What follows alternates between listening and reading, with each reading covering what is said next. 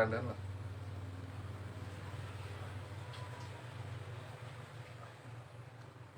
Gitu aja.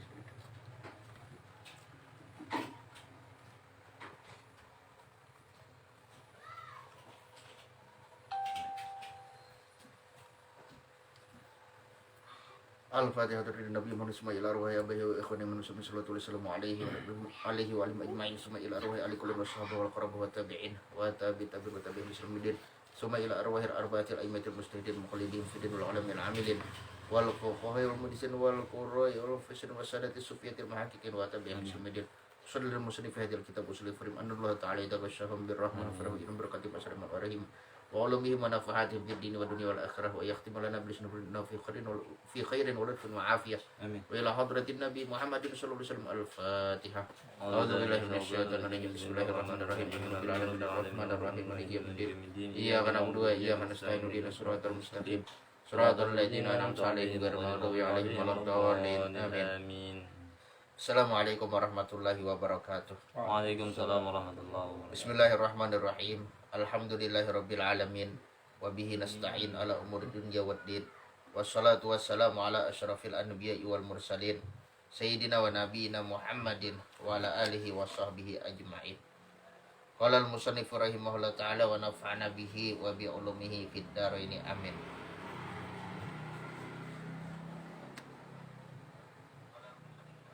Dan setengah mereka itu adalah etikatnya bahwa mukmin yang asli itu apabila masuk ke dalam neraka tiadalah ia keluar daripadanya. Maka etikat yang demikian itu kufur karena inkar akan beberapa nas Quran dan hadis dan ijma. Nah, ini diantara keyakinan kaum Jahmiyah yang merupakan pengikut daripada Jaham bin Safwan, bahwa orang mukmin yang masuk ke dalam neraka tidak akan keluar sampai kapanpun. Dan ini bertentangan dengan nas-nas Al-Quran dan hadis yang menunjukkan bahwasanya orang-orang yang beriman pasti akan masuk surga. Hanya saja ya sebagian ada yang tanpa hisab, sebagian ada yang dapat syafaat, sehingga yang awal-awalnya akan masuk neraka batal masuk neraka. Kemudian lagi ada yang dapat syafaat pada setengah dosanya, yang misalnya vonisnya 100 tahun, akhirnya hanya setahun umpamanya. Dan juga ada sebagian yang dosanya tidak diampuni. Nah, dilunasakan seluruhnya. Hukumannya dirasakan seluruh daripada dosa-dosanya. Nah, ini adalah keyakinan daripada seluruh kaum muslimin yang diwariskan oleh baginda Rasulullah. Sesudah dia mendapat siksa di neraka, maka Allah Ta'ala akan tetap memandang kepada imannya. Yang mana keimanan seseorang itu, sekalipun sekecil biji darah atau biji atom, tetap akan membawa dia kepada surga. Berbeda dengan kaum Jahmiyah yang mengatakan apabila sudah masuk neraka maka tidak akan bisa keluar lagi, sekalipun dia adalah seorang mukmin, sekalipun di hatinya ada iman. Ini sangat berbeda sekali dengan paham ahli sunnah wal jamaah. Nah, kemudian yang berikutnya, dan setengah mereka itu adalah etikatnya bahwa isi neraka apabila ditunulah atau dibakarlah ia hingga jadi abu, tiadalah lagi hidup.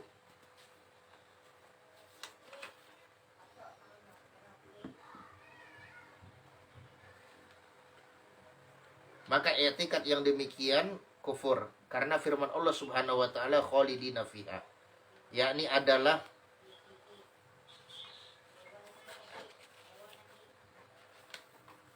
senantiasa kekal isi neraka di dalamnya. Dan lagi firman Allah Subhanahu wa taala, kullama nadijat juluduhum badalnahum juludan ghairaha liyadzuqul adab. Artinya, apakala terbakar sekalian kulit mereka itu, kami ganti akan mereka itu dengan kulit yang lain, supaya dirasai mereka itu akan adab siksa selama-lamanya. Jelas bahwasanya neraka itu kekal. dan orang yang masuk ke dalam api neraka daripada orang-orang kafir pasti akan merasakan siksa selama-lamanya, tidak akan masuk ke dalam surga. Karena surga itu adalah tiket. Karena iman itu adalah tiket masuk ke dalam surga. Dan itu sudah sangat jelas, sudah sangat maklum di kalangan kaum muslimin bahwa iman adalah tiket. Ibaratnya itu sama seperti orang yang kaya. Dia mau menonton pertandingan bola di Stadion Bung Karno, Jakarta, tapi dia tidak mau membeli tiket. Kan seperti itu. Adapun orang miskin ini, dia punya semangat yang kuat untuk menonton langsung final Piala Dunia umpamanya yang diselenggarakan di Jakarta. Nah, di mana di Stadion Bung Karno dia berhutang sampai habis-habisan, sampai ke Jakarta pun dia ya istilahnya tawakalan, sampai ke Jakarta tawakalan. Nah, tapi dia punya duit yang disisipkannya untuk membeli tiket. Nah, tentu yang bakal masuk ke dalam Stadion Bung Karno adalah yang punya tiket, yaitu orang miskin tadi. Sekalipun dia tidak punya apa-apa, tapi dia punya tiket, maka tiket itulah yang akan memasukkan dia ke dalam Stadion Bung Karno. Nah, adapun yang kaya raya tadi, sekalipun di kampungnya dia punya kebun banyak, dia punya lahan banyak, dia punya rumah banyak, dia punya kendaraan banyak, dan seterusnya, kalau dia tidak mau membeli tiket, maka jangan harap bisa masuk ke Stadion Bung Karno. Nah, demikianlah juga perbandingannya antara orang yang beriman dengan orang yang kafir. Bagaimanapun kebaikan seorang yang tidak beriman, karena dia tidak punya tiket masuk surga, tidak akan masuk surga. Bagaimanapun besarnya kebaikan dia. Nah, biarpun dia bangun dunia ini dengan rumah sakitnya, dengan sekolah-sekolahnya, dengan panti-pantinya, dengan seluruh proyek-proyek kebaikan, semua itu akan sia-sia. Haba'an mansura, sama seperti debu yang bertebaran di mata Allah Subhanahu wa ta'ala.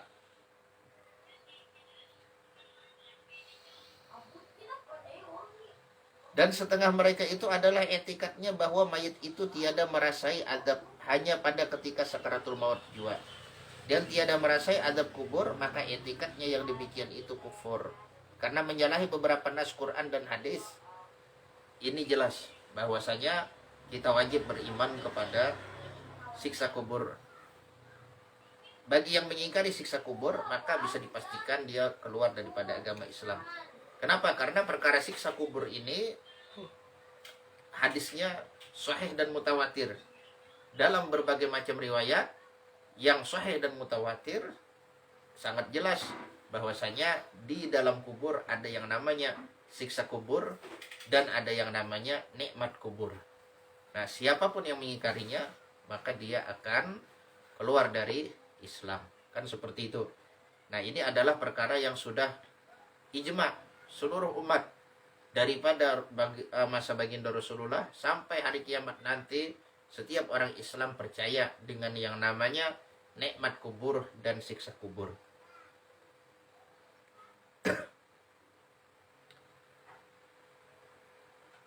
Dan lagi etikat setengah mereka itu bahwa hak Ta'ala, maksudnya Allah Ta'ala itu berdiri antara langit dan bumi. Nah, ini jelas, maksud berdiri ini berada. Ini jelas keliru. Dan lagi etikatnya bahwa Nabi kita melihat Tuhannya di dalam dunia, dan kami pun melihat akan Tuhan kami di dalam dunia, maka sekalian etikatnya itu kufur, karena menyalahi beberapa nas Quran dan hadis dan ijma. Jadi mereka meyakini Tuhan itu ada di antara langit dan bumi. Nah, ini berbeda dengan paham Mujassimah, kan, orang-orang Mujassimah. Nah, mereka itu meyakini bahwa Tuhan itu ada di atas langit dengan zatnya. Jadi zat Tuhan itu ada di atas langit. Nah, mereka pun juga membuat kitab yang diantaranya karya Ibnul Qayyim berjudul Istima Juyushil Islamiyah.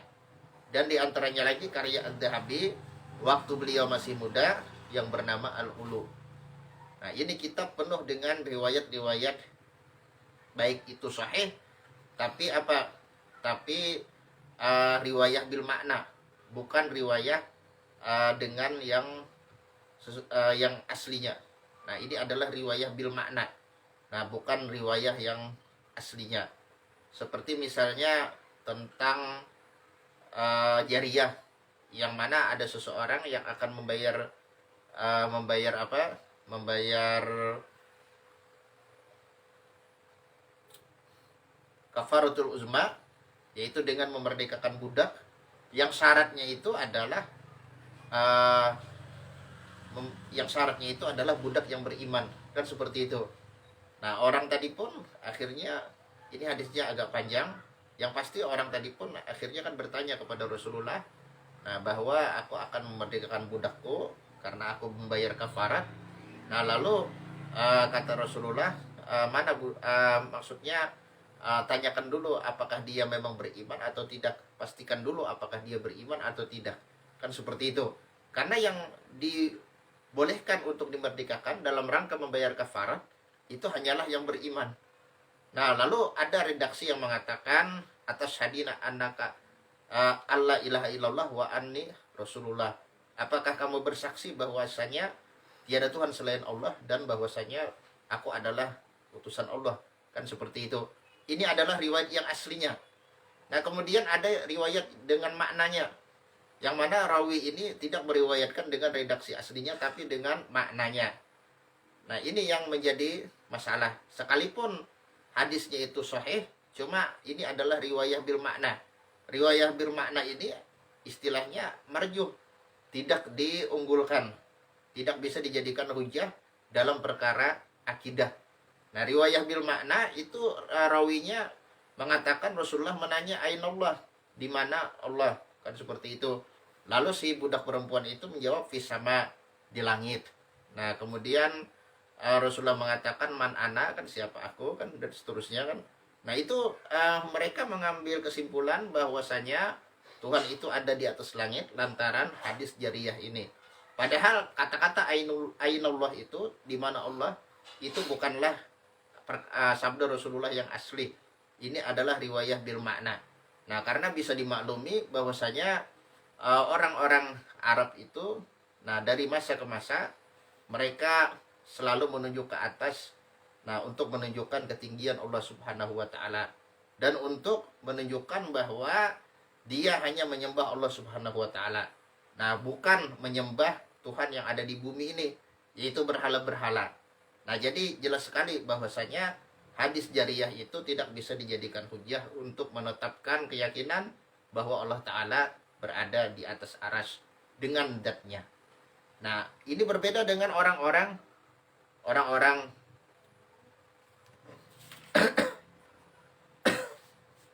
Jahmiyah yang meyakini bahwa Allah Ta'ala ada di langit, antara langit dan bumi. Nah, kemudian lagi berbeda nanti dengan keyakinan orang-orang sufi yang gula, sufi yang ekstrim, yang meyakini bahwasanya Allah Ta'ala menyatu dengan dirinya. Nah, ini beda lagi. Dan lagi etikatnya bahwa ini sudah selesai. Dan juga meyakini bahwa mereka mampu melihat Allah Ta'ala di dunia sebagaimana baginda Rasulullah melihat Allah Ta'ala di alam dunia pula. Nah, padahal ini adalah khususiat Rasulullah SAW. Beliau sudah ditetapkan, diistimewakan sebagai makhluk yang, sebagai manusia yang melihat zat Allah Ta'ala yang maha suci di dunia. Adapun yang selain baginda Rasulullah, Nabi Musa pun yang dikenal sebagai nabi yang kuat, nabi yang tangguh, tetap beliau tidak sanggup melihat zat Allah. Ketika Allah Ta'ala menampakkan zatnya kepada gunung, justru gunung itu hancur lebur. Lantaran apa? Lantaran tidak tahan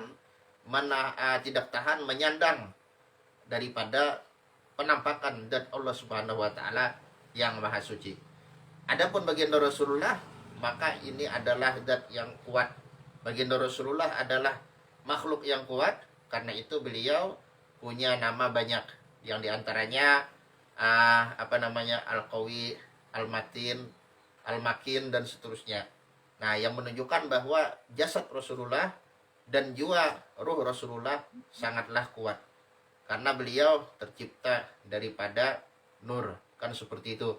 Nah, sehingga apa? Sehingga beliau mampu menyandang penampakan zat Allah Ta'ala yang maha suci, yang ketika Nabi Musa meminta kepada Allah Subhanahu wa Ta'ala supaya bisa melihat zat Allah Ta'ala yang maha suci, Allah Ta'ala pun mengambil perbandingan, saksikanlah gunung itu, aku akan menampakkan zatku kepadanya. Ternyata gunung itu hancur lebur, sehingga Nabi Musa pun pingsan. Jadi Nabi Musa hanya dibukakan hijab, dapat mendengar kalamullah saja. Nah, tapi tidak bisa melihat zatnya. Nah, tapi mereka ini adalah kaum yang terlalu pede. Mereka meyakini sama seperti baginda Rasulullah. Nah, ini adalah keyakinan yang salah, keyakinan yang sesat, yang mana kepedian ini justru akan menyebabkan dia keluar daripada agama Islam. Ini adalah satu bentuk kesombongan mungkin. Artinya mereka meyakini diri mereka mampu melihat Tuhan di dunia dengan mata kepala, kan seperti itu. Sama seperti Nabi Muhammad SAW. Ini adalah bentuk kesombongan. Jadi banyak sekali bentuk-bentuk kesombongan, kan seperti itu. Ada yang meyakini bahwa dia adalah jelmaan baginda Rasulullah misalnya. Nah, ini kan bentuk kesombongan. Nah, diyakini bahwa Rasulullah menjelma dalam dirinya. Nah, diyakini bahwasanya Rasulullah itu sama seperti apa yang diyakini oleh orang-orang Hindu, orang-orang Buddha, orang-orang Yunani dan seterusnya, yaitu inkarnasi. Jadi dianggapnya Rasulullah itu berinkarnasi. Nah, dalilnya ada, cuma dalilnya ini salah paham. Na'udzubillah min dzalik. Oleh karena itu, jangan sekali-kali kita menafsirkan Al-Qur'an dengan pemikiran kita. Nah, man qala fil Qur'ani apa bi ra'yihi falyatabawa maq'adahu minan nar, kan seperti itu. Nah, siapa yang berbicara pada Al-Qur'an, maksudnya tentang tafsirnya, tentang muradnya, tentang maknanya, hanya dengan bermodalkan pikirannya semata, maka apa yang terjadi? Bersiap-siaplah dia untuk menduduki tempatnya nanti di neraka. Ini adalah kesalahan yang fatal. Nah, jadi dia meyakini bahwa dirinya adalah jelmaan Rasulullah. Alasannya ada ayatnya, wa'lamu anna fikum Rasulullah. Ketahuilah bahwasanya di antara kalian ini ada Rasulullah. Nah, lalu siapa Rasulullahnya? Ya aku ini. Nah, ini adalah keliru. Artinya ini adalah keyakinan yang bisa menyebabkan kerusakan yang sangat parah. Sehingga orang yang berkeyakinan demikian, dia akhirnya tidak merasa salah dengan apa yang dia lakukan, dengan apa yang dia ucapkan, dan seterusnya. Kenapa? Karena dia menisbatkan itu semua kepada Rasulullah. Nah, hendak berwaluh-waluhan, hendak berkeramputan, berdustaan. Nah, dianggapnya Rasulullah yang berkata-kata, Rasulullah yang berbicara, dan Rasulullah tidak akan pernah salah, kan seperti itu. Nah, dianggapnya mulutnya ini adalah dari nurnya Rasulullah. Jadi mulut-mulut yang berkata-kata dusta itu, ya istilahnya yang berkata-kata itu adalah nurnya baginda Rasulullah, dan seterusnya dan seterusnya. Nah, ini kan adalah etikat yang sesat dan menyesatkan. Yang pasti kalau kita perhatikan betul-betul di mana-mana pesantren, nah baik itu misalnya yang paling tua, misalnya kan di Kalsel ini ada pondok pesantren Darussalam, ada pondok pesantren Rasidiyah Khalidiyah, ada pondok pesantren Pemangki, nah kemudian lagi ada pondok pesantren Al-Falah dan lain-lain. Nah, itu semua tidak pernah ada dimasukkan kitab yang membahas tentang hal itu, sedikit pun tidak ada dimasukkan kitab yang membahas tentang itu. Jadi dari yang paling nol, dari yang paling bawah, nah sampai yang paling tinggi. Kalau di Al-Falah itu kan tingkatan tajhizi ya kalau istilahnya nih. Nah, kalau di Darussalam ada awaliyah, nah sampai uliyah, sampai aliyah. Nah, itu sama sekali tidak ada dipelajari kitab-kitab yang membahas tentang hal tersebut, tentang bahwa Rasulullah SAW menjelma pada diri seseorang dan seterusnya itu tidak pernah diajarkan. Yang ada itu adalah pelajaran sifat 20 kan seperti itu. Pelajaran bahwa Allah Ta'ala adalah bersifat wujud, adalah bersifat kidam, dan seterusnya. Dan pelajaran tentang bahwa para nabi itu sifatnya adalah sidik kan istilahnya nih. Kemudian amanah, tablik, dan fatonah. Kan jelas sekali itu. Dan bahwa para nabi itu mungkin saja bersifat dengan sifat-sifat kemanusiaan, seperti misalnya sakit, tapi yang tidak menyebabkan turunnya martabat mereka yang tinggi. Nah, artinya kalau sakit tidak sampai sakitnya itu menyebabkan orang-orang jijik, orang-orang lari, dan seterusnya. Nah, ini adalah yang diajarkan dari awaliyah atau dari tajhizi sampai aliyah sampai uliyah. Nah, tidak ada ilmu yang berkenaan dengan hal-hal tersebut. Kan istilahnya nih, naik adzan dulu.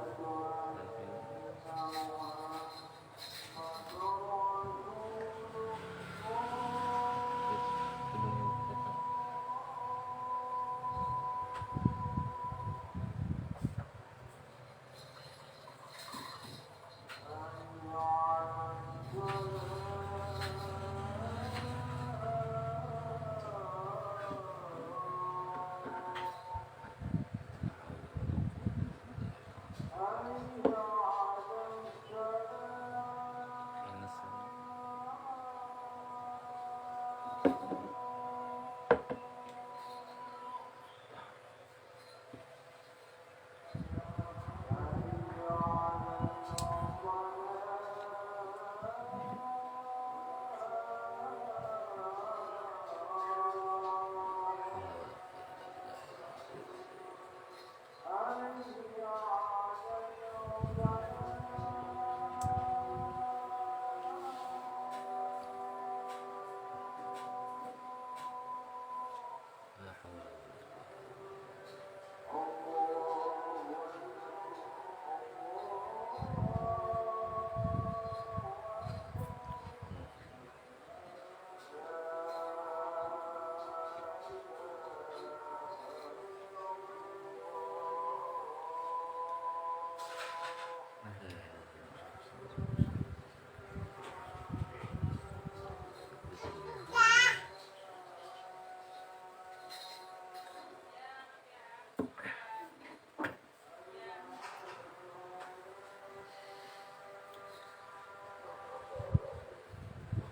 Yang mana ilmu yang diajarkan di pesantren-pesantren itu ya berasal daripada sumber-sumbernya yang mu'tabar. Misalnya di Darussalam, nah itu kan Guru Kasful Anwar mengajinya di Mekah, belajar dengan para ulama baik itu yang dari Mekah atau dari Mesir ataupun daripada Hadramaut dan lain-lain. Nah, kemudian lagi yang berikutnya yaitu Guru Abdul Qadir Hasan yang bergelar Guru Tuha kan. Nah, Sidin mengajinya di Martapura kan di wadah Guru Kasful Anwar. Nah, dan juga di Jawa, nah mengaji kepada Hadratus Syekh Kiai Haji Hasyim Asy'ari. Nah, kemudian lagi Guru Anang Sa'rani kan mengajinya di Mekah kan seperti itu. Nah, belajar kepada para ulama Ahlus Sunnah wal Jamaah yang ada di Mekah, baik itu yang dari Mekah sendiri atau dari Mesir atau dari Hadramaut dan lain-lain. Kan seperti itu. Nah, kemudian lagi Guru Salim Ma'ruf kan mengajinya ya dengan para guru-guru yang ada di Martapura, itu guru-guru besar. Nah, kemudian misalnya guru ibad, guru syukur dan lain-lain. Nah, daripada pengasuh-pengasuh Darussalam itu sedikit pun tidak pernah memasukkan kitab-kitab yang isinya adalah pelajaran tentang hal tersebut. Nang istilahnya itu yang ilmu nang bubuhan nur-nuran. Nah, itu sama sekali tidak pernah mereka memasukkan kitab yang berkaitan dengan hal itu. Nah, tidak pernah sama sekali. Yang ada itu dari satu awaliyah sampai uliyah, kelas 3 uliyah itu pasti tauhidnya tauhid yang berkenaan dengan sifat 20, yang wajib bagi Allah, yang mustahil, yang jaiz, kan seperti itu, dan seterusnya dan seterusnya. Nah, adapun kalau misalnya penampakan akhlak Rasulullah pada diri seseorang, nah itu mungkin. Nah, adapun penampakan zatnya itu tidak mungkin. Nah, intinya kan seperti itu. Tidak bisa yang namanya ruh baginda Rasulullah itu maha suci merasuk kepada jasad yang lain misalnya kan, tidak bisa itu. Kan yang ada itu adalah penampakan akhlak baginda Rasulullah, atau penampakan sifat-sifatnya misalnya, atau penampakan daripada ilmunya dan lain-lainnya. Maksudnya kan ada misalnya seseorang yang punya syekh, yang punya guru yang sempurna, yang kamil mukamil. Nah, yang mana ilmunya ini mengingatkan murid-muridnya kepada baginda Rasulullah, amalnya mengingatkan murid-muridnya kepada baginda Rasulullah. Nah, perilakunya mengingatkan murid-muridnya kepada baginda Rasulullah. Nah, itu adalah mungkin. Jadi penampakan daripada ilmu Rasulullah, daripada amal Rasulullah, daripada akhlak luhur Rasulullah pada diri seseorang itu adalah mungkin. Karena itu bisa ditiru. Nah, ilmu bisa dituntut. Kemudian lagi amal kan bisa ditiru, bisa dicontoh. Nah, bagaimana amalnya baginda Rasulullah? Kan seperti itu. Nah, kemudian perilaku, sifat-sifat yang baik, yang terpuji, nah itu bisa dicontoh. Adapun zatnya sama sekali tidak bisa dicontoh. Tidak bisa diduplikasi. Kalau bahasa modernnya kan diduplikasi, tidak bisa. Kalau perilaku siden, nah kelakuan siden itu bisa diduplikasi. Maksudnya bisa dicontoh. Nah, bisa dijadikan model bagi siapapun. Oleh karena itu disebutkan dalam Al-Quran, laqad kana lakum fi rasulillahi uswatun hasanah. Kan seperti itu. Pada diri Rasulullah itu adalah keteladanan yang baik. Siapa yang hendak selamat, yang mengharapkan Allah, yang mengharapkan kebahagiaan di hari kiamat, yang senantiasa berzikir kepadanya, maka hendaklah menjadikan Rasulullah sebagai model, sebagai percontohan di dalam kehidupannya. Kan seperti itu. Nah, ini yang perlu ditandaskan supaya jangan salah paham. Karena paham-paham yang demikian ini ya jelas ini adalah paham-paham yang bukan berasal dari Islam. Kalau misalnya ada anggapan Rasulullah itu menjelma, menjelma pada diri seseorang, merasuk pada diri seseorang, nah maka ini adalah perkara yang berbahaya. Yang ujung-ujungnya orang yang merasa ini akhirnya apa? Akhirnya dia merasa maksum, merasa tidak mungkin salah, merasa selalu benar. Nah, kalau ditagur istilahnya nih, nah lalu istilahnya mahawai istilahnya nih. Nah, siapakah ya si anu kah kan seperti itu. Nah, ini adalah perkara yang perlu diluruskan, dan ini sudah keluar daripada paham Ahlus Sunnah wal Jamaah. Intinya kan kalau kita hendak selamat, nah sudah jelas bahwasanya ulama-ulama kita dahulu, nah itu mengajarkan kitab-kitab yang muktabar, yang sudah kita jalani bersama di pesantren-pesantren. Nah, itu yang dipegang. Jangan sampai sudah keluar dari pesantren, sekalinya ada orang yang misalnya menyampaikan ilmu yang aneh-aneh, nah lalu akhirnya ilmu yang itu yang diambil. Nah, lalu ujung-ujungnya guru yang di pesantren itu dihawai. Istilahnya nih, timbul hawai. Arti hawai ini apa istilahnya? Timbul apa orang tuh meremehkan, mengentengkan. Nah, timbul ya istilahnya Hawaii tadi. Arti Hawaii ini kan kadang Hawaii yang di Amerika tuh kan nih. Hawaii, arti Hawaii ini menganggap rendah atau menganggap remeh, menganggap apa yang dipelajari di pesantren itu kulitnya aja. Nah, ini yang isinya ini yang patennya kan istilahnya nih, kan seperti itu. Maka kadang istilahnya nih yang puluhan tahun di pesantren, nah kada paham lawan ilmu ini. Banyak aja istilahnya nih yang tukang beca, yang tukang gelendeng paham lawan ilmu ini. Kan istilahnya nih, nah ini ilmu yang luar biasa, ilmu yang kesempurnaan, kan seperti itu. Nah, ini adalah perkara yang perlu diluruskan. Nah, maka sebagaimana yang diisyaratkan oleh baginda Rasulullah, ini adalah fenomena akhir zaman, yaitu hal-hal yang nyeleneh, hal-hal yang menyimpang itu pasti akan laku di pasaran. Karena memang manusia akhir zaman ketujuh yang nyeleneh kan, yang antik-antik, yang aneh-aneh, kan seperti itu. Nah, ditunjukkan kepada yang lurus, nah hendak mencari yang bengkok. Yang bengkok ini maksudnya jalan muhantas. Nah, supaya kawa langsung masuk surga. Amun kawa kan bersembahyangan tuh, kan bersembahyangan amun kawa ya kalau istilahnya nih. Nah, cobakan ya, artinya mempelajari kan bersembahyangan bakal diributakan orang. Nah, ini kan sama seperti di zaman dahulu ada satu firqah yang merupakan pecahan Syiah yang bernama Batiniyah. Nah, mereka itu sebenarnya tidak meyakini adanya syariat. Bagi mereka tidak perlu sholat, tidak perlu puasa, tidak perlu zakat, dan seterusnya, tidak perlu.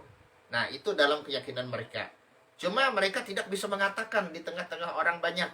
Nah, kenapa demikian? Karena kalau mengatakan di tengah-tengah orang banyak seperti ini, maka pasti mereka akan ditolak oleh masyarakat Islam pada masa itu.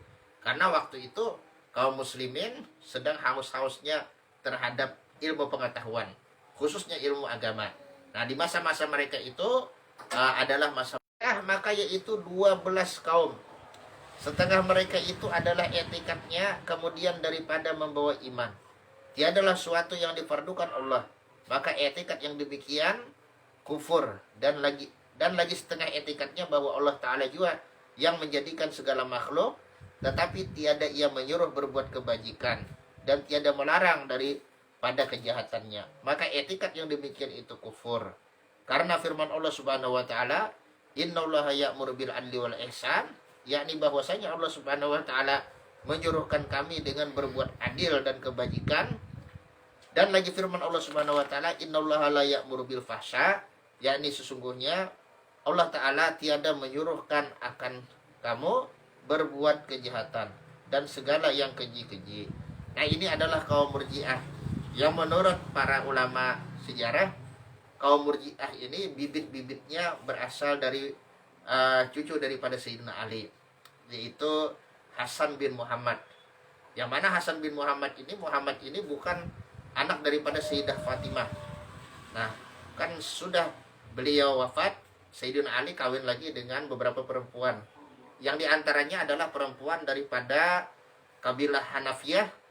Nah, sehingga anak beliau ini yang diberi nama Muhammad dikenal dengan istilah Muhammad bin Al-Hanafiyah. Nah, Muhammad bin Al-Hanafiyah. Nah, Muhammad bin Al-Hanafiyah ini punya anak bernama Hasan. Nah, Hasan inilah menurut satu riwayat yang merupakan penggagas daripada paham Murji'ah. Sekalipun sesudah itu beliau menyesali, tapi ini paham akhirnya tersebar kemana-mana. Karena beliau sangat dihormati, karena juga termasuk daripada Ahlul Bait, daripada keturunan Sayyidina Ali bin Abi Thalib yang merupakan Bani Hashim. Nah, Bani Hashim dan Bani Muthalib itu adalah Ahlul Bait yang dilarang untuk menerima zakat. Karena zakat itu adalah kotoran manusia, sedangkan kedua keluarga ini adalah kedua keluarga pilihan yang dari kedua keluarga inilah dilahirkan baginda Rasulullah Shallallahu Alaihi Wasallam, Bani Hashim dan Bani Muthalib, kan seperti itu. Nah, maka Bani Hashim ini kan istilahnya diantaranya ya jelas Sayyidina Ali bin Abi Thalib, karena beliau itu bersepupu sekali dengan baginda Rasulullah. Nah, abah sama abah berisanak, kan seperti itu. Nah, kemudian beliau menikahi putri Rasulullah, artinya menikahi anak sepupu, kan seperti itu. Nah, kemudian beliau sesudah Sayyidah Fatimah wafat, nah beliau menikah lagi dengan beberapa perempuan yang lain. Nah, akhirnya ada lagi lahir anak selain Sayyidina Hasan dan Sayyidina Husain. Nah, ada lagi lahir anak. Nah, yang mana anak Sidin ini punya turunan juga. Nah, Sayyidina Muhammad bin Hanafiyah ini punya turunan. Yang di antara keturunan Sidin, kalau tidak salah, itu adalah Syekh Abdul Wahab Asy-Sya'rani yang sangat masyhur sebagai tokoh sufi yang faqih. Nah, yang banyak menulis kitab-kitab tasawuf, kitab-kitab tasawuf yang Ahlus Sunnah wal Jamaah. Nah, itu Syekh Abdul Wahab Asy-Sya'rani ini merupakan salah seorang keturunan daripada Sayyidina Muhammad Al-Hanafiyah. Nah, bin Al-Hanafiyah. Nah, jadi karena terjadi konflik, akhirnya mungkin Sayyidina Hasan bin Muhammad Al-Hanafiyah ini ya merasa kurang nyaman. Nah, konflik politik yang meletus pada masa-masa tersebut, yaitu pada masa-masa mulai daripada zaman Sayyidina Utsman, Sayyidina Ali, kan seperti itu kakeknya. Nah, akhirnya beliau ini pun menyimpulkan, nah, supaya hati ini tenang, tidak ada pikiran ke sana ke sini. Artinya siapa yang salah, siapa yang benar, ini urusan Allah. Nah, kita tidak bisa menghukumkan siapapun. Nah, sekalipun dia misalnya berbuat dosa, kita tidak bisa mengatakan dia adalah seorang pendosa dan seterusnya. Kita tangguhkan urusannya di hari kiamat. Nah, ini adalah arti daripada irja. Irja ini maksudnya menangguhkan. Jadi tidak berani memponis. Nah, seseorang ini benar atau seseorang ini salah, tidak berani memponis. Nah, ini juga keliru. Nah, karena kebenaran itu jelas dan kebatilan itu jelas. Kalau ini kebenaran, maka harus kita katakan benar. Kalau ini kebatilan, maka harus kita katakan batil. Tidak bisa kita menangguhkan. Artinya selama di dunia ini kita masih belum tahu apakah ini adalah perbuatan benar, apakah ini perbuatan salah. Nah, ini juga ada di kalangan kaum-kaum liberal. Nah, kaum-kaum liberal yang mereka itu kan istilahnya seolah-olah menangguhkan. Artinya bila dipadahkan Ahmadiyah sesat. Nah, dari mana ikam tahu Ahmadiyah sesat? Adakah sudah Tuhan memadahkan ini sesat? Nah, apakah sudah sampai apakah bubuhan ikam sudah sampai ke hari akhirat? Nah, sehingga bisa melihat bahwa Ahmadiyah sesat. Kan seperti itu. Nah, atau misalnya Syiah misalnya menyimpang. Nah, atau sesat lah, kasarnya kan seperti itu. Dari mana ikam tahu bahwa Syiah itu sesat? Apakah sudah Tuhan mengatakan dia sesat? Nah, kalau belum, kalau tidak pernah mendengar Tuhan mengatakan sesat, kenapa engkau berani mengatakan mereka sesat? Kan seperti itu. Nah, jadi ini adalah irja, menangguhkan. Tidak bisa mengambil keputusan. Tidak bisa mengambil keputusan. Artinya Allah Ta'ala aja yang kena menghakimi. Nah, selama di dunia, maka kita tidak bisa menghakimi. Ya memang betul, yang menghakimi itu adalah Allah Ta'ala. Nah, cuma kan Allah Ta'ala sudah memberikan ketentuan. Sudah memberikan petunjuk. Mana yang benar, mana yang salah. Kalau misalnya ada orang yang meyakini ada Nabi sesudah Nabi Muhammad, nah maka jelas ini adalah salah. Karena baik itu dalam ayat Al-Quran, nah bahwa Rasulullah itu adalah khatamun nabiyyin, itu sangat jelas. Ataupun dalam hadis-hadis yang sahih dan mutawatir, bahwa baginda Rasulullah itu la nabiyya ba'dah, tidak ada nabi sesudah beliau. Itu sudah sangat jelas, sudah final, tidak bisa diganggu gugat.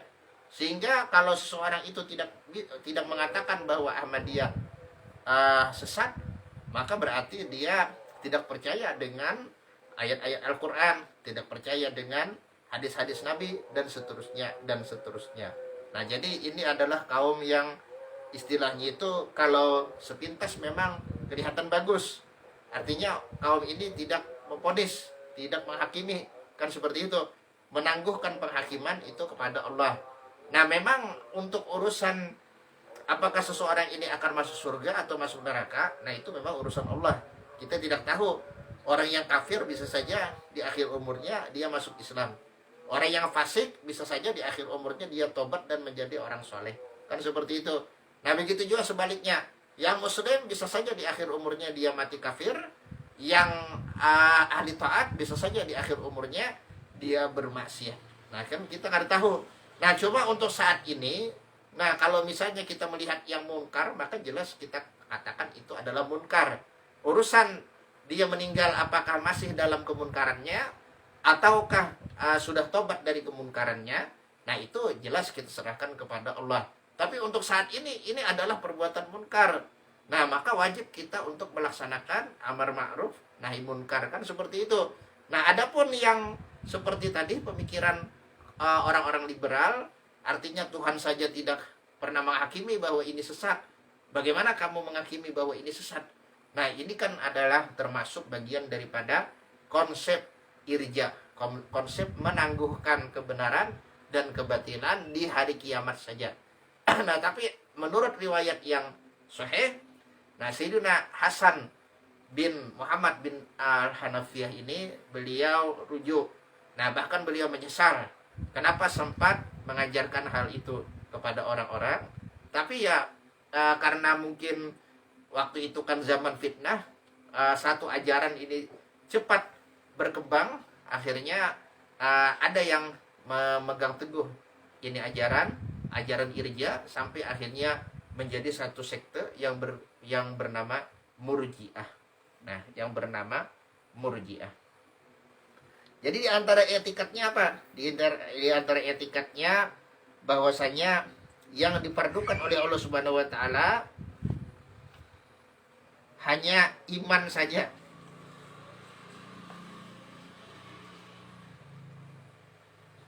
Jadi sholat tidak wajib, iman saja. Dan keyakinan mereka yang paling utama bahwa maksiat tidak membawa seseorang muslim kepada neraka, sebagaimana taat tidak bisa membawa seorang kafir kepada surga. Nah, jadi kiasnya seperti itu. Jadi ini semacam logika terbalik. Artinya kalau orang itu punya iman dalam hati, maka maksiat yang dia lakukan tidak akan bisa memasukkannya ke dalam neraka. Nah, lantaran apa? Karena menyiaskan kepada orang kafir. Sebaliknya kalau orang kafir itu berbuat taat, maka ketaatannya dia menyumbang masjid, menyumbang apapun, atau membangun masjid, membangun apapun, nah membangun rumah sakit dan seterusnya, maka itu ketaatannya juga tidak akan bisa memasukkannya ke dalam neraka. Kan seperti itu. Nah, ini adalah kias terbalik, tapi akhirnya betul-betul terbalik. Nah, akhirnya menjadi rusak. Nah, kemudian lagi dia mereka mengetikatkan bahwasanya Allah Ta'ala itu tidak menyuruh berbuat kebaikan dan tidak melarang berbuat kejahatan. Naudzubillah. Nah, jadi bagi mereka maksiat sama sekali tidak membawa seseorang kepada neraka. Nah, intinya seperti itu. Maksudnya seorang mukmin. Nah, jadi kalau ada iman dalam hati, ya sudah selesai. Tidak ada lagi kewajiban yang lain. Ini adalah inti daripada Murji'ah. Yang sebenarnya tujuan daripada Sayyidina Hasan bin Hanafiyah mengatakan demikian, nah supaya kaum muslimin kemungkinan supaya kaum muslimin tidak saling mengkafirkan. Nah, tidak saling mengkafirkan karena pada masa itu kan fitnahnya sangat besar, fitnah pengkafiran, satu kelompok mengkafirkan kelompok yang lain. Lalu beliau pun mengatakan jangan seperti itu. Nah, jangan sampai meyakini bahwasanya dengan berbuat ini maka dia akan masuk neraka. Dengan berbuat ini maka pasti dia akan masuk ke dalam neraka. Nah, selama dia ada iman maka jangan diponis seperti itu. Nah, kemungkinan ada tujuan yang begitu. Nah, kemungkinan. Nah, karena pada masa itu memang orang-orang daripada kaum muslimin banyak yang terlibat konflik. Nah, ini adalah masa-masa yang genting, masa-masa fitnah, masa-masa di mana kaum muslimin pada masa itu dilanda berbagai macam konflik.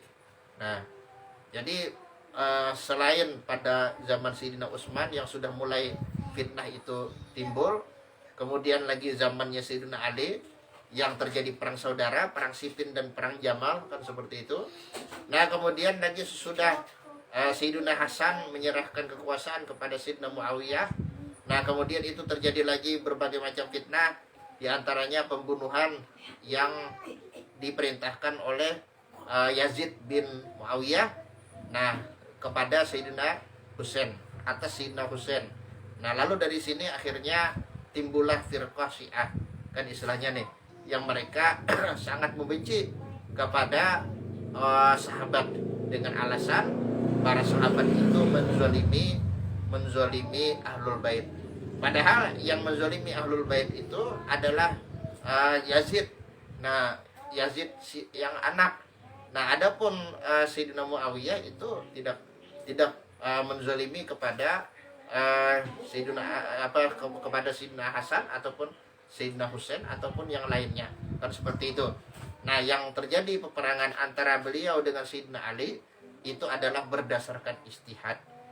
Nah, wama jaro baina sahab, itu ada dalam Zubat itu nah. Nah, di ujung ilat nah, artinya wama jaro bainal ashabid naskutu. Nah, wa ajru ijtihadi lahum nusbitu, kalau tidak salah seperti itu. Artinya masalah peperangan yang terjadi antara para sahabat, nah maka itu sebaiknya kita tidak berkomentar. Nah, dan pahala istihad itu kita yakini diberikan oleh Allah Ta'ala kepada mereka semua. Nah, kemudian sesudah dinasti Umayyah berdiri, beberapa khalifah, nah lalu akhirnya terjadilah pemberontakan besar-besaran. Nah, sampai akhirnya dinasti Umayyah hancur lebur karena diberontak oleh dinasti Abbasiyah. Nah, berdirilah dinasti Abbasiyah yang sebenarnya mereka itu masih ahlul bait karena mereka adalah keturunan daripada Sayyidina Abdullah bin Abbas, yang mana Sayyidina Abdullah bin Abbas ini sama seperti Sayyidina Ali bin Abi Thalib, yaitu sepupu sekali daripada baginda Rasulullah. Sayyidina Abbas, nah itu adalah saudara daripada Sayyidina Abdullah, kan Abdullah bin Abdul Muthalib, ayah daripada baginda Rasulullah Shallallahu Alaihi Wasallam. Nah, jadi ini merupakan pelajaran sejarah bagi kita. Artinya bahwa bahwa di dalam sejarah perkembangan Islam memang terjadi konflik berdarah. Nah, ini disebabkan oleh berbagai hal, yang diantaranya adalah faktor eksternal. Itu diantaranya. Faktor internalnya, nah itu jelas karena kaum muslimin tidak berpegang teguh lagi kepada ajaran baginda Rasulullah. Yang mana ajaran baginda Rasulullah itu adalah jangan sekali-kali kita tamak terhadap kepemimpinan, kan seperti itu. Jangan sekali-kali kita tamak terhadap jabatan. Nah, beliau pernah bersabda, ya Abdurrahman ibn Samurah, wahai Abdurrahman anak Samurah, nah sahabat Sidin, nah la tas'alil imarah, janganlah kamu meminta jabatan, meminta kepemimpinan. Nah, kenapa? Fa innaka in uqtitaha min ghairi mas'alatin. Nah, apabila kamu diberikan kepemimpinan tanpa meminta, nah inta alaiha, maka Allah Ta'ala akan menolongmu, kan seperti itu. Wa in uqtitaha an mas'alatin, nah wukilta ilaiha, apabila kamu mendapatkan kepemimpinan itu, jabatan itu dengan cara meminta-minta, nah apalagi misalnya dengan cara menyogok dan sebagainya, nah termasuk juga dengan cara merebut kekuasaan dari orang-orang terdahulu, nah maka maka Allah Ta'ala akan melemparkan jabatan itu sepenuhnya kepadamu. Artinya Allah Ta'ala tidak akan memberikan pertolongan. Nah, makanya di zaman sahabat dulu, sesudah baginda Rasulullah wafat, nah mereka masih bingung untuk menentukan pengganti, kan seperti itu. Nah, karena tak ada seorang pun dari mereka yang mencalonkan diri untuk menggantikan posisi Rasulullah sebagai pemimpin kaum muslimin. Nah, itu tadi karena Rasulullah senantiasa mewanti-wanti supaya kaum muslimin jangan tamak terhadap jabatan. Kalau tamak terhadap jabatan, apalagi tamak terhadap kekuasaan, maka ini adalah menjadi pertanda akan mara bahaya yang akan menimpa mereka, musibah perpecahan yang akan menimpa mereka. Nah, jadi sebenarnya kenapa terjadi perpecahan itu adalah lantaran meninggalkan ajaran Rasulullah itu sendiri. Nah, kemudian ada memang faktor eksternal, faktor luar, yang diantaranya adalah ada sebagian kelompok yang memang berusaha menghancurkan Islam. kan seperti itu. Ada sebagian kelompok atau sebagian kaum yang memang mereka itu menaruh dendam terhadap Islam. Memang itu ada. Nah, jadi ada faktor internal, ada faktor eksternal. Tapi yang paling utama faktor terjadi konflik berdarah di masa itu tiada lain dan tiada bukan adalah ketamaan terhadap kepemimpinan. Masing-masing hendak jadi, nah hendak naik. Nah, inilah yang sudah diwanti-wanti oleh baginda Rasulullah SAW. Artinya kalau hendak selamat dunia ini, nah jangan sampai masing-masing kita memperebutkan kekuasaan atau memperebutkan jabatan, kan seperti itu. Artinya ya istilahnya kalau kita mencari pemimpin, ya pemimpin itu adalah pemimpin yang tidak tamak terhadap kepemimpinan. Artinya yang tidak sampai menghalalkan segala cara untuk meraih kepemimpinan, kan seperti itu. Nah, kalau sampai menghalalkan segala cara, nah pasti akan terjadi kerusakan, itu sudah pasti.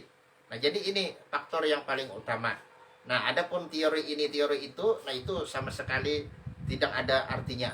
Intinya kenapa terjadi konflik berdarah dari masa ke masa, bukan karena masalah sistem pemerintahan atau bukan karena masalah ini itu, melainkan karena umat Islam meninggalkan ajaran baginda Rasulullah Shallallahu Alaihi Wasallam. Itu yang paling utama. Nah, kemudian kita lanjutkan sedikit. Dan setengah mereka itu etikatnya dan katanya, barang siapa mengucap la ilaha illallah kemudian berbuat taat atau berbuat maksiat, sama juga keduanya. Dan lagi etikatnya, setengah mereka itu barang siapa mengesahkan hak Ta'ala, maksudnya Allah Ta'ala, dan percaya akan dia, maka sekali-kali tiada tersebut atasnya dosa besar. Maka etikat yang demikian itu kufur, karena menyalahi beberapa nas Quran dan hadis dan ijma. Nah, jelas. Jadi ada sebagian mereka yang mengatakan bila sudah mengucap la ilaha illallah, kan istilahnya nih, baik dia berbuat taat atau berbuat maksiat itu sama. Artinya bakal masuk surga juga. Artinya bakal terhindar dari neraka, intinya gitu. Nah, kalau bakal masuk surga juga itu pasti. Nah, cuma apakah bakal singgah dulu di neraka? Nah, menurut keyakinan Murji'ah tidak ada istilah singgah di neraka. Pokoknya kalau dia sudah mengucap la ilaha illallah pasti masuk surga tanpa hisab. Nah, itu ya seperti itu. Tanpa hisab. Nah, tanpa ada perhitungan sedikit pun. Nah, kemudian mereka juga meyakini bahwasanya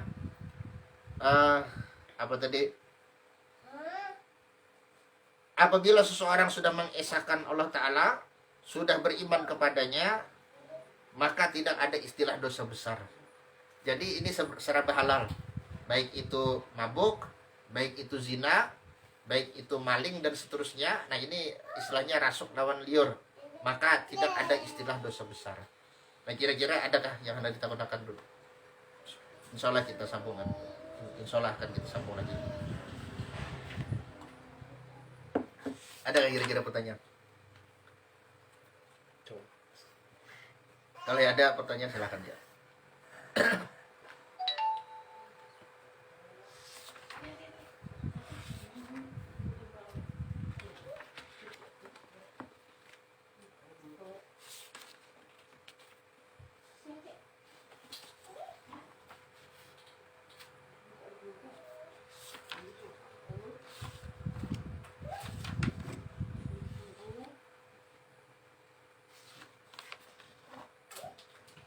Adakah? Nah, karena ditawarkan sudah.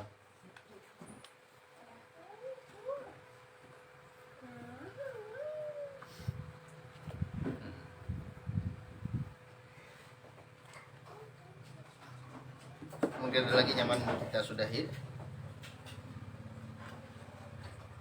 Ya, kita berdoa mudah-mudahan Allah Subhanahu wa taala menyelamatkan kita dari segala penyimpangan, dari segala kesesatan, dari segala macam hal-hal yang mendatangkan murkanya, menjauhkan kita dari ridhonya, dan juga menyebabkan kita jatuh ke dalam jurang nerakanya. Mudah-mudahan Allah Ta'ala menghindarkan kita dari semua itu, dan mudah-mudahan Allah Subhanahu wa Ta'ala menutup usia kita semua dengan husnul khatimah, dengan sebaik-baik sebaik-baik penghabisan, sebaik-baik kesudahan, dan juga mudah-mudahan Allah Subhanahu wa taala menerima segala amal ibadah kita, menutupi segala kekurangan kita, mengampuni segala dosa kita, dan mengabulkan segala hajat kita, hajat duniawi atau hajat ukhrawi yang mengandung ridhonya. Dan juga mudah-mudahan Allah Subhanahu wa taala memasukkan kita ke dalam surga tanpa hisab atau dengan hisab yang mudah bersama baginda Rasulullah dan segenap orang-orang yang diridhoi oleh Allah Subhanahu wa taala. Ala hadiniyah wa ala mana wa bihi salafun salih. Wa ila hadratin Nabi Muhammad sallallahu alaihi wasallam. Al-Fatihah. A'udzu billahi minasyaitonir rajim. Bismillahirrahmanirrahim. Alhamdulillahirabbil alamin arrahmanir rahim maliki yaumiddin. Iyyaka na'budu wa iyyaka nasta'in ihdinas siratal mustaqim. Siratal ladzina an'amta 'alaihim ghairil maghdubi 'alaihim